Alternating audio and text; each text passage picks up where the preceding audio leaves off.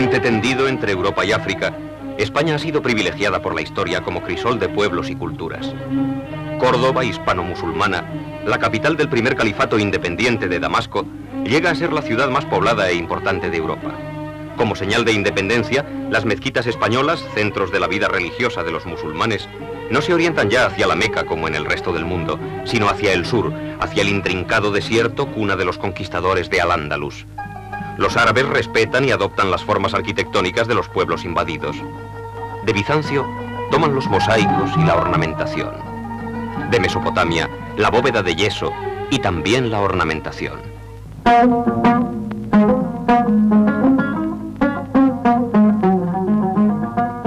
De los visigodos españoles, toman el empleo sistemático del arco de herradura. La mezquita de Córdoba, la más importante de todas las occidentales, empezó a levantarse sobre la antigua basílica visigótica de San Vicente, cuyos sillares y capiteles perduran en algunas partes. Las columnas proceden de antiguos monumentos romanos. El arte musulmán toma y fusiona todos los elementos a su alcance. Es un arte de asimilación. 8 siglos de permanencia árabe en España, abundantes en épica, pero más todavía en relaciones pacíficas e intercambios culturales, cristalizaron en un auténtico arte hispano-musulmán, incólume hasta nuestros días, singular dentro del contexto europeo. وما نقموا منهم إلا أن يؤمنوا بالله العزيز الحميد الذي له ملك السماوات. Desde el alminar de las mezquitas, los muecines convocaban a los fieles para la oración impuesta por el Corán. Llamada la Giralda por la estatua giratoria de la fe, que actualmente la remata, el alminar de la mezquita de Sevilla, con sus 3 cuerpos superpuestos, está considerado como la más bella torre del Islam. La parte musulmana solo tiene 3 cuerpos, pues el de las campanas fue añadido en el siglo XVI.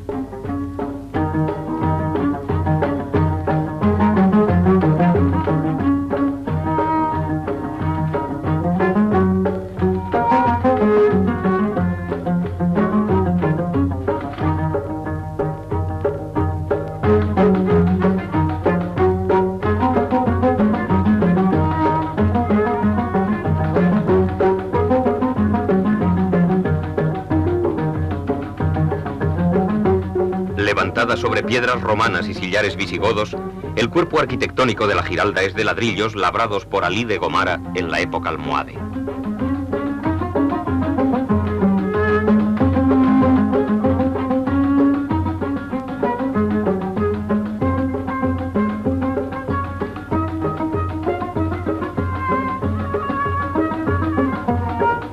La mezquita de Sevilla ha desaparecido casi por completo.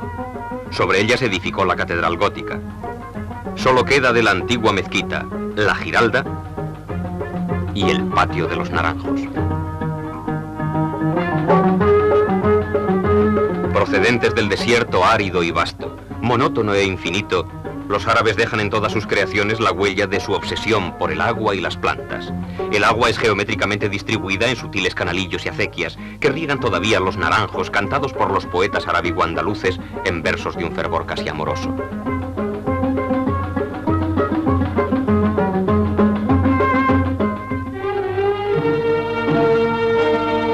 Pasan los años, crecen las intrigas, empieza a disgregarse el poderío del califato. Los árabes no pueden ocuparse ya únicamente de mezquitas y jardines. Las grandes riquezas que albergan las ciudades conquistadas, cada vez más inseguras, exigen fortificaciones y murallas cada vez más sólidas. Empezado en el último tercio del siglo XII por los almohades, el Alcázar de Sevilla se levanta bajo el signo de la desmembración del fabuloso imperio musulmán. A las luchas internas se suman los redoblados ataques cristianos. Una fortaleza militar tiene que salvaguardar la apariencia de un poderío ya en franca decadencia.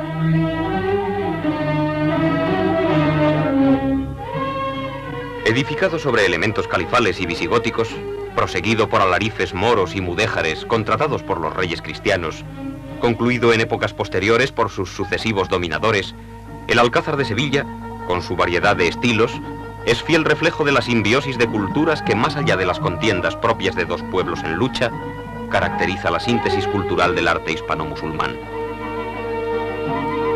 Fruto de la obsesión del árabe por el agua, de su amor por los árboles y plantas, son los innumerables jardines que sembraron a su paso en palacios y fortalezas.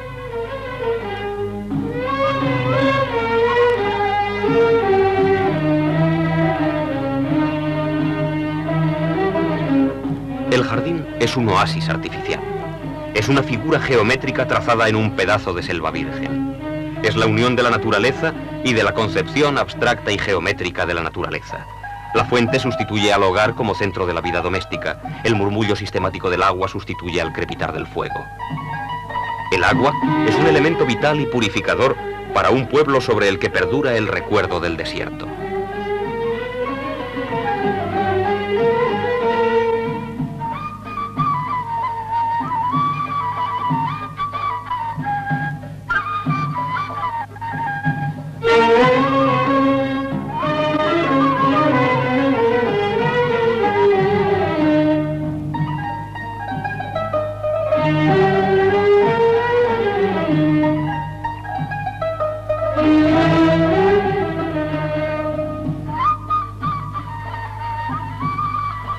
En contraste con este amor a la naturaleza, el arte árabe huye de la representación realista de la naturaleza.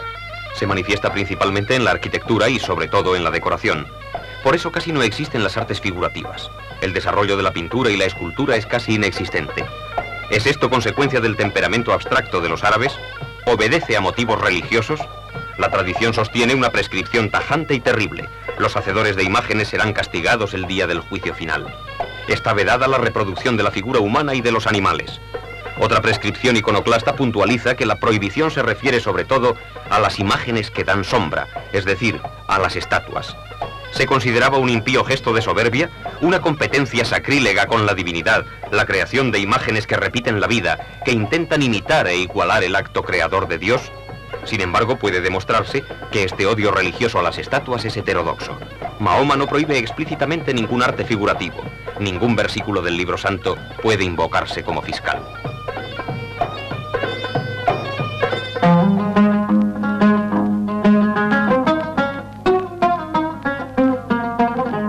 Parte de las defensas almohades de Sevilla, la Torre del Oro está situada al extremo de la línea de murallas que protegía la ciudad.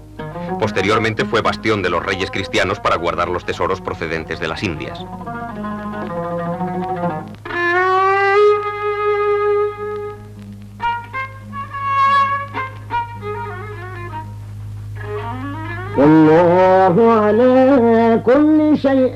A semejanza y evocación de la gran mezquita sevillana, proliferaron pequeñas mezquitas, como la de Cuatro Habitán, en el pueblo de Bollullos de la Mitación, próximo a Sevilla.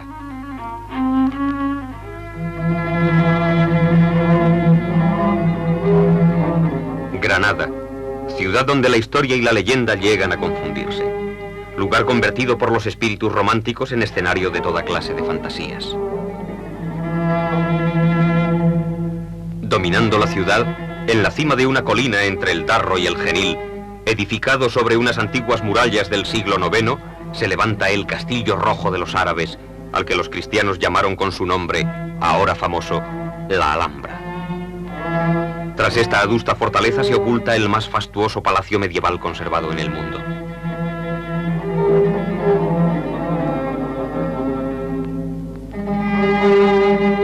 Último reducto del dominio musulmán en España, Granada sucedió a la legendaria y desaparecida Elvira para convertirse en el centro político y cultural de los reinos de taifas. Fue Granada foco intenso de una cultura que se extinguía, pero que a pesar de ello seguía enviando al mundo los últimos destellos de una civilización exquisita que alcanzaba un singular esplendor antes de hundirse en su definitiva decadencia. Cuenta la leyenda que cuando el rey moro Boabdil, vencido al fin, tuvo que abandonar sus últimos baluartes, le caían las lágrimas al contemplar por última vez la hermosa Granada. Y también cuenta la leyenda que su madre, al verle llorar, le dijo: «Llora como mujer, ya que no has sabido defenderla como hombre».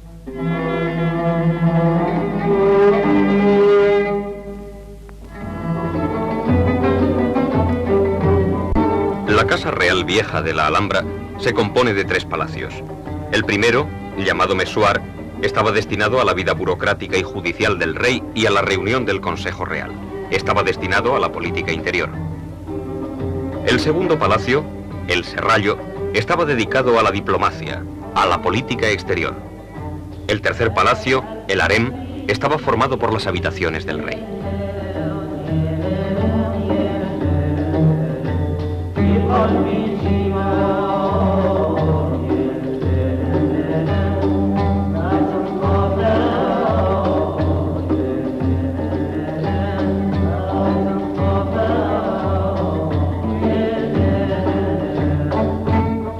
Messuar es el peor conservado de los 3 palacios de la Alhambra. La fragilidad de los materiales empleados habría acabado con estos palacios árabes, como ha sucedido con los del resto del mundo, de no haber sido objeto de una constante restauración a través de los tiempos.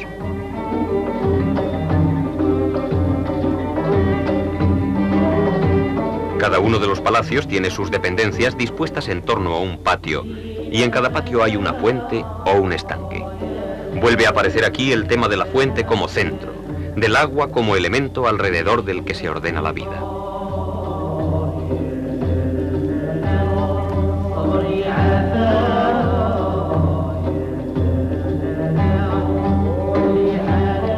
La techumbre del cuarto dorado del Messuar.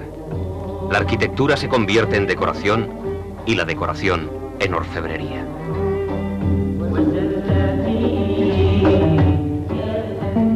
El patio de los arrayanes, o del estanque, o de la alberca, pertenece al segundo palacio de la Casa Real Vieja.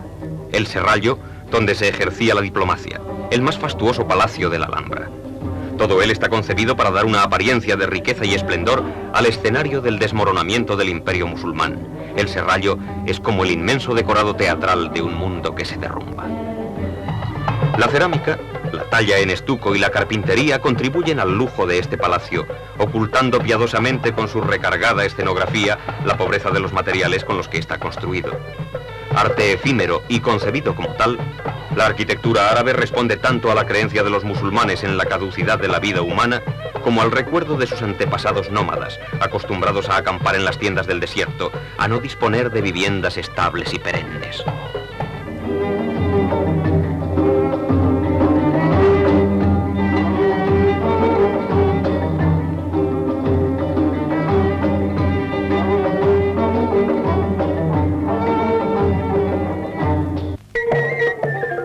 El Salón de Comares o de los Embajadores fue el centro de la vida política en los últimos tiempos de la Granada musulmana. Es la sala más grande de la Alhambra y la más lujosa.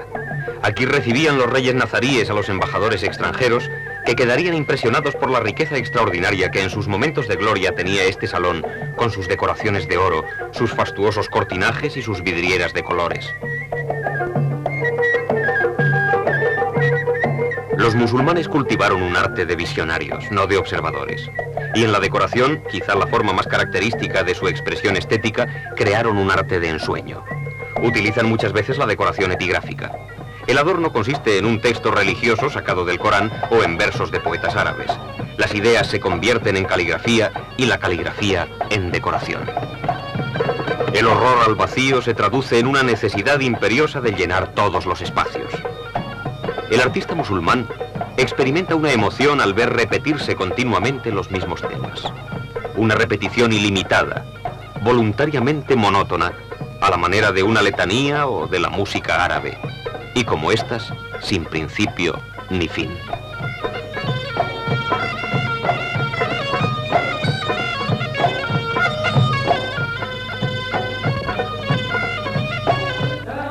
Tercero de los palacios de la Casa Real Vieja de la Alhambra, el harem estaba dedicado a la vida particular e íntima del sultán. El patio de los leones, centro del harem, ofrece uno de los escasos grupos escultóricos que se conservan del arte musulmán. Tanto por las estatuas como por la disposición del patio, que se aparta del arquetipo granadino, es evidente la influencia cristiana, debido sin duda a las relaciones de su constructor con el rey cristiano Pedro el Cruel. Pero la fastuosidad y el sentido ornamental que muestra todo el palacio es típica del arte musulmán, en el que, como ha dicho un gran poeta, se somete la naturaleza a una geometría, a un tiempo implacable y elegante. Inclusive el agua se convierte en geometría. Encerrada en canales y estanques se distribuye en espacios geométricos. Es visión, chorro de agua que cae sobre una fuente de piedra. El oído, arrobado por la repetición de una misma rima, escucha el son del agua al caer sobre la piedra. El Palacio del Harem consta de varias salas que desembocan en el Patio de los Leones, centro unificador de dicho palacio. De estas salas mostraremos la de los reyes, la de los abencerrajes y la de las dos hermanas.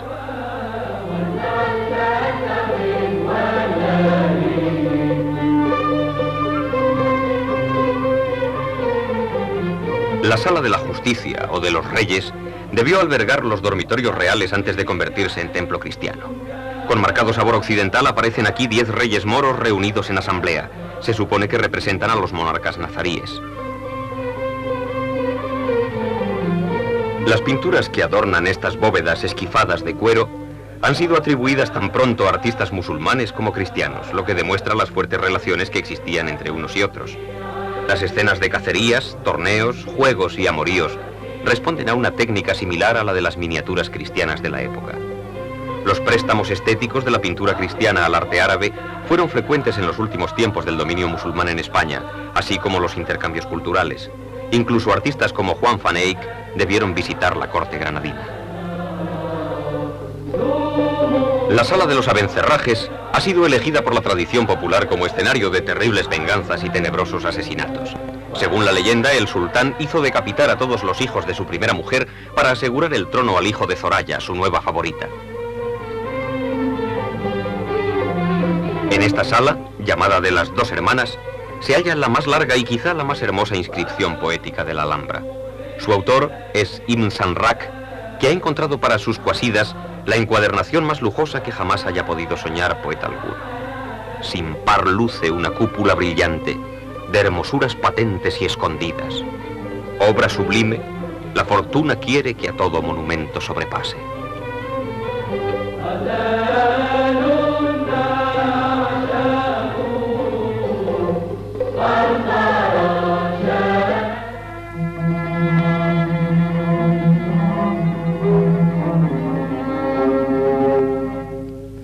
La Alhambra nazarí, que se erguía coloreada y luminosa sobre el verde pedestal de la Vega, va a contemplar la inauguración de los asesinatos dinásticos que harán de la Granada moribunda un escenario de tragedia. Monumento nazarita como la de Granada, la Alcazaba de Málaga es una de las más bellas fortalezas árabes de España. La Alcazaba se asienta en el monte como en un trono, y Dios la ha colocado en un lugar excelso, decía Ibn el-Jatib de sus tiempos de esplendor. Levantada sobre vestigios que remontan a la dominación romana, restaurada posteriormente por los reyes cristianos, la Alcazaba es un bello ejemplo de la simbiosis de culturas que encierra cada uno de los monumentos hispano-musulmanes y que les confiere su única e insustituible personalidad.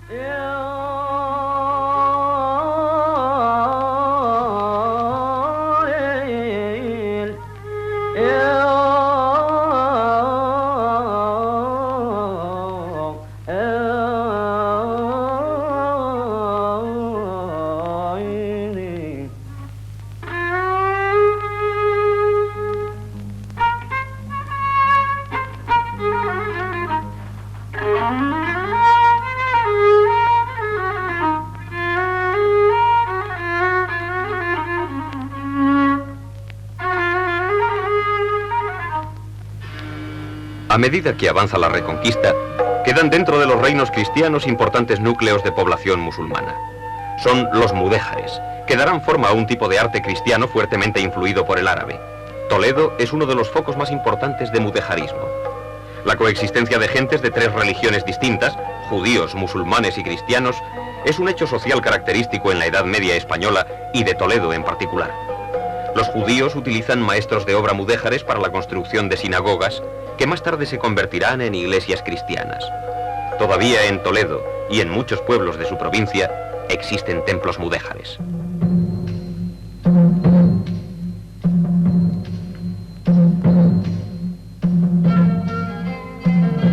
En la Corona de Aragón, los mudéjares forman una parte muy importante que llega a alcanzar en ciertos momentos un 50% de la población total. Los mudéjares aragoneses forman parte generalmente de la población rural y de los estratos más bajos de la sociedad. Obreros y artesanos monopolizan prácticamente algunas profesiones, como las relacionadas con la construcción. Por ello, la influencia mudéjar en Aragón se halla extraordinariamente extendida y adquiere un carácter marcadamente popular.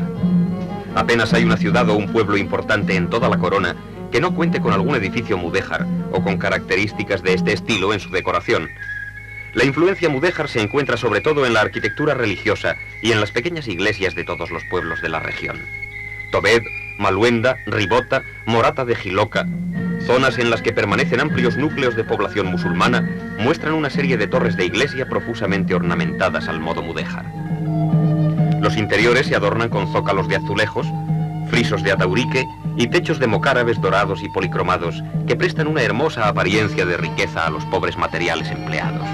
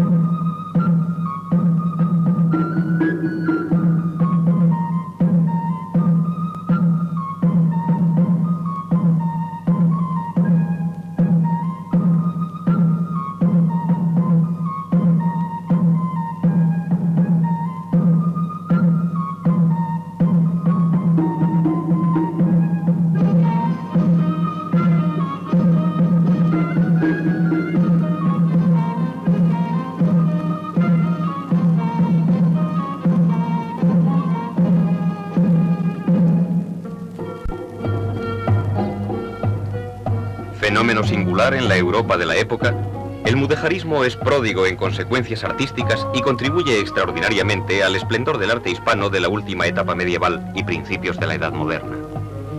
El arte mudéjar se combina a veces con las estructuras góticas, como en la SEO de Zaragoza, contribuyendo así a la gran evolución del arte hispano medieval.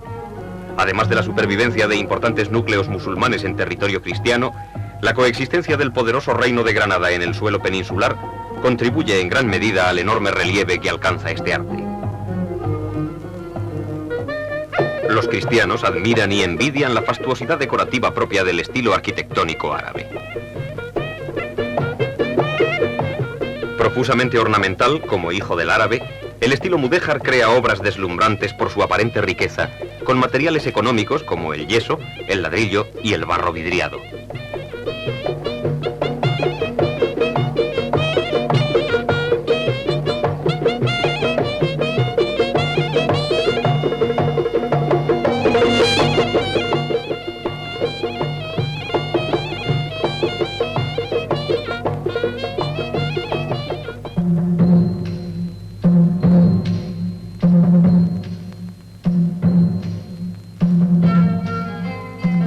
La Catedral de Tarazona ofrece uno de los más importantes ejemplos de arquitectura mudéjar.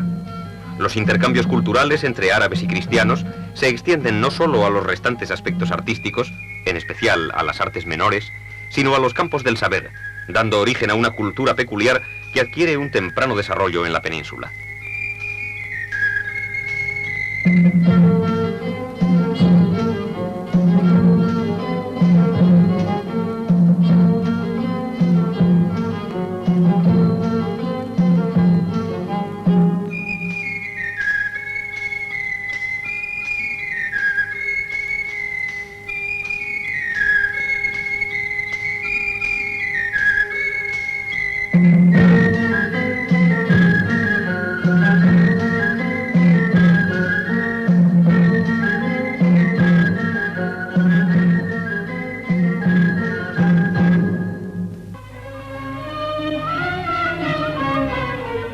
Entre las numerosas torres mudéjares de Aragón, destacan por su gran belleza las del Salvador y de San Martín, en Teruel, cuya enorme semejanza ha dado origen a una bella tradición.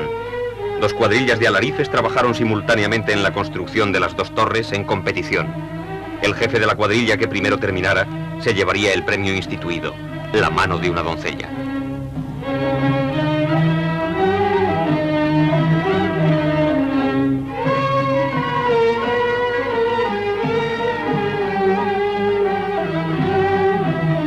La sorprendente decoración, que llega a combinaciones variadísimas a partir de elementos casi invariables, es el más bello ejemplo de la profunda asimilación del más primoroso arte árabe en la España cristiana. Córdoba, Sevilla, Granada, Málaga, Toledo, Aragón, brillantes jalones de la ruta del incomparable arte hispano-musulmán.